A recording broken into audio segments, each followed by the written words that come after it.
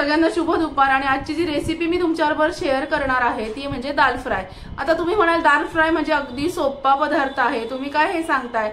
तर असं नसतं। प्रत्येकाच्या पद्धती ह्या थोड्या थोड्या वेगळ्या असतात आणि प्रत्येकाकडनं नवीन काहीतरी थोडंफार का होईना आपल्याला शिकायला मिळत असतं। त्याच्यामुळे आज सोप्या पद्धतीने दाल फ्राय कसा करायचा ही रेसिपी शेअर करणार आहे तुमच्याबरोबर। कारण आज माझ्याकडे भाजीला काहीच नाहीये, संध्याकाळी आज मी मार्केटला जाणार आणि मग भाज्या घेऊन येईन। तोपर्यंत काय करायचं, बाहेरून तर काही मी कधीच मागवत नाही, कारण घरामध्येच आम्ही करत असतो। कारण बाहेरचं कसं काय, कुठलं तेल वापरतात, कसं बनवतात हे माहिती नाही। अगदी सगळ्याच ठिकाणचं हे असतं वाईट असतं असं मी म्हणत नाही, पण उन्हाचं अन्न पटकन खराब होतं, मग ते आदल्या दिवशीचं मटेरियल वापरतात का त्या दिवशीचं वापरतात हे सांगता येत नाही ना। त्याच्यामुळे घरीच केलेलं हे सगळ्यात उत्कृष्ट आणि हेल्दी, शरीराला काय म्हणतात त्याला, शरीराला उपयुक्त असं आपण घरीच अन्न बनवलेलं, पदार्थ बनवलेले हे केव्हाही सुखकर असतात, सोयीस्कर असतात। तर त्याच्यामुळे आज दाल फ्राय कसा करायचा हे बघणार आहे। फ्रीज सकाळी उघडलं तर एकही भाजी नव्हती आणि 4-5 दिवस मी बाहेर जा ये करत होते, त्याच्यामुळे काही ज्या भाज्या होत्या त्या फ्रीजच्या कुलिंगनी थोड्या मॉइश्चर त्याला पकडलं होतं, त्या मी बाहेर फेकून दिल्या। आता म्हटलं नवीन छान सगळ्या भाज्या आपण आणूया संध्याकाळी। तर भाजी नाही म्हणून अडून बसायचं नाही, कधी कधी पापडाची चटणी करायची, कधी साखर आंबा करायचा, कधी मेथांबा करायचा। ह्या सगळ्या ज्या रेसिपी आहेत ही माझ्या चॅनलवरती पोस्ट केलेल्या आहेत, नक्की बघा। तर आज भाजी नाहीये म्हणून मी म्हटलं आज दाल फ्राय करावं। सोप्या पद्धतीने दाल फ्राय कसं करायचं हे तुमच्याबरोबर शेअर करते। चला मस्त दाल फ्राय कसं करायचं ते बघूया।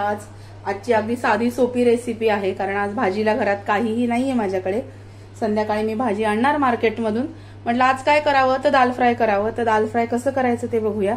हे बघा, त्याच्यासाठी लागणारं साहित्य आहे, थोडासा गुळ घेतलाय मी, कम्प्लिटली ऑप्शनल आहे। मटार आहेत फ्रोझन माझ्याकडे, ते घेतलेत। आलं आणि लसूण, कांदा बारीक चिरलेला, टोमॅटो नाही आहेत आज म्हणून मी टोमॅटो सॉस यूज करणार आहे। गरम मसाला लागणार आहे आणि ही जी डाळ मी शिजवलेली आहे याच्यामध्ये अर्धी वाटी मुगाची डाळ आणि 1 वाटी तुरीची डाळ असं घेतलेलं आहे। कारण नुसत्या तुरीच्या डाळीने काही वेळेस भरपूर लोकांना जळजळ, ऍसिडिटीचा त्रास होतो, म्हणून ही 1 वाटी जर तुरीची डाळ असेल तर अर्धी वाटी मुगाची डाळ घ्यायची।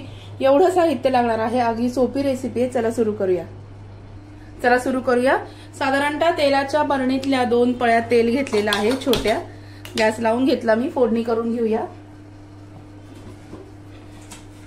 घरामध्ये आपल्याकडे टोमॅटो नाहीये, हे नाहीये, त्याच्यामुळे अडून राहायचं नाही। टोमॅटो नसेल तर दाल फ्राय साठी तुम्ही टोमॅटो सॉस सुद्धा वापरू शकता।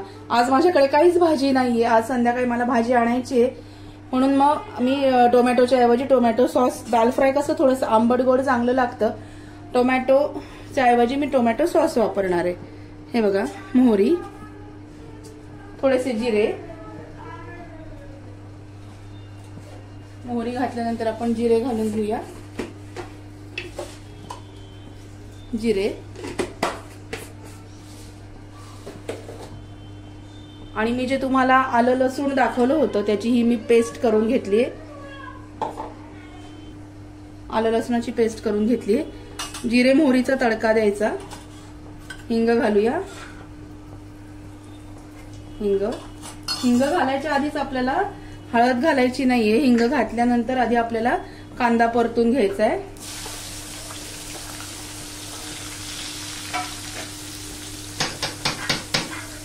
कांदा मस्तपैकी परतून घेऊया। कांदा परतताना पटकन परतला जावा म्हणून त्याच्यामध्येच आपण मीठ घालणार आहोत, म्हणजे कांदा पटकन गोल्डन ब्राऊन कलरवर परतला जातो। मीठ घातलं, छान आपण आता कांदा परतून घेऊया। खूप सोपी रेसिपी आहे, लागते पण छान। आणि मी तुम्हाला आधीच सांगितलं होतं की मी जे काही घरात करते तेच तुम्हाला दाखवते। स्पेशल असं ठरवून शेड्यूल बनवून मी काही रेसिपी शेअर करत नाही, घरामध्ये ज्या रेसिपी मी दाखवते त्याच तुमच्याबरोबर शेअर करते। आता हा जो आलं लसूण जे आपण बारीक वाटून घेतले, हे आलं लसूण आपण याच्यामध्ये घालूया।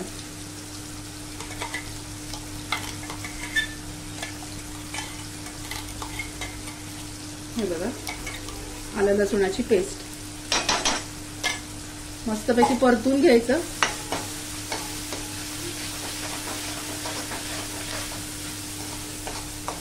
गरम मसाला आपल्याला लागणार आहे, कांदा छान परतला की त्याच्यामध्ये आपण हळद घालूया. दाल फ्राय करताना थोड्याशा मीडियम कलरवर असतं, जास्त फिक्या रंगाचं पण नसतं आणि जास्त डार्क कलरचं पण नसतं.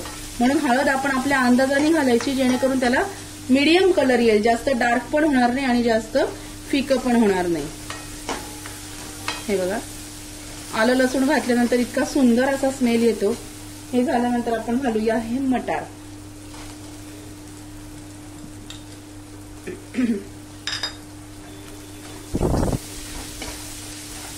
मस्तपैकी परतून घ्यायचं.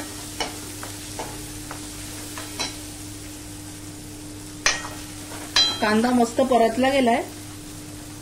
आता आपण याच्यामध्ये घालूया टोमॅटो सॉस. आज माझ्याकडे टोमॅटो नाहीये म्हणून मी टोमॅटो सॉस वापरणार आहे. साधारणतः 4 ते 5 चमचे अंदाजाने.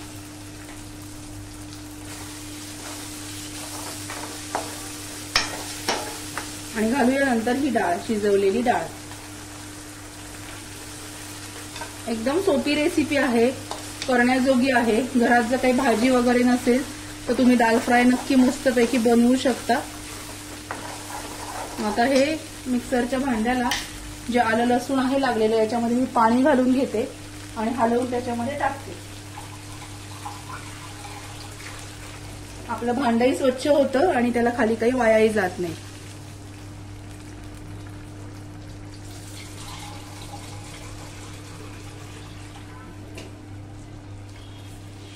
मस्तपैकी दाल फ्राय पटकन तयार होईल. आपलं सोपी रेसिपी आहे.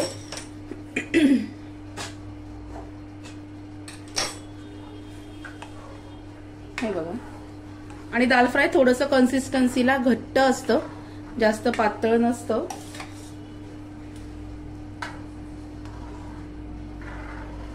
हे बघा. आता याच्यामध्ये मी ऍड करते गरम मसाला एव्हरेस्टचा. तुमच्याकडे घरी जर गरम मसाला असेल तर घरचा वापरला तरी सुद्धा चालेल.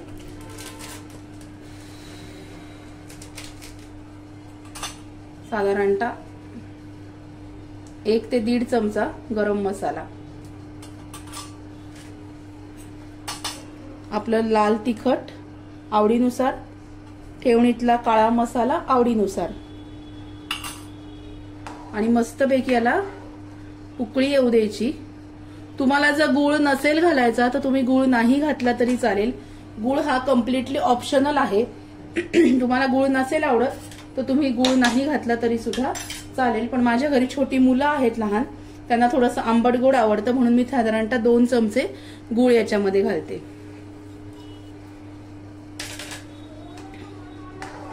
हे मस्तपैकी उकळून घ्यायचं. जिरा राईस बरोबर, साध्या भाताबरोबर, पोळी बरोबर, पुरी बरोबर खूप छान लागतं. नक्की तुम्ही करून बघा.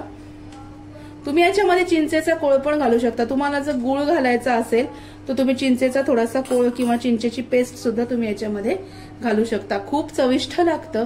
नक्की या पद्धतीने करून बघा. हे बघा. आता मस्तपैकी याला एक उकळी काढून घेऊया.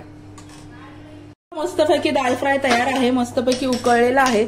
आणि मी तुम्हाला म्हटलं होतं की दाल फ्रायची कन्सिस्टन्सी थोडीशी घट्ट असते, तर जास्त पातळ नसते. पण याच्यामध्ये एक टीप लक्षात ठेवा, डाळ ही पक्की घोटून घ्यायची. डाळीची जी डाळिंबी असते ती दिसता कामा नाही, एवढं लक्षात ठेवा. हे बघा याच्यात दिसत नाहीये. आणि एवढी टीप फक्त लक्षात ठेवा. पटकन 5 ते 7 मिनिटात होणारं दाल फ्राय तयार आहे. आणि दुसरी टीप म्हणजे तुरीच्या डाळीने ऍसिडिटी होते खूप लोकांना, तर तुरीची डाळ जर 1 वाटी घेतली तर अर्धी वाटी मुगाची डाळ घ्यायची. एवढं फक्त तुम्ही लक्षात असू द्या. व्हिडिओ कसा वाटला ते नक्की कळवा. आई भूक लागली. आता भूक लागलेली आहे. आता आपण सर्व करूया. चला, आता मी माझ्या मुलाला भूक लागली आहे, त्याला सर्व करते दाल फ्राय. मुलांना पण आवडतं, अगदी लहान मुलांना पण आवडतं, कारण आंबट गोड असतं ना. हे बघा किती सुंदर दिसतंय. याच्यामध्ये तूप टाकायचं, थोडं तूप टाकायचं आणि मग घ्यायचं, म्हणजे छान लागतं. नुसतं समजा तुरीची डाळ जरी तुम्ही तुरीच्या डाळीचं दाल फ्राय केलं तरी त्याच्यामध्ये जर तूप घालून खाल्लं तर ते आपल्याला ऍसिडिटी होत नाही. म्हणजे ते इझिली आपल्याला डायजेस्ट होतं. आता भात वाढते त्याला, कारण दाल फ्राय आणि भात खूप आवडीचा मेनू आहे माझ्या मुलांचा.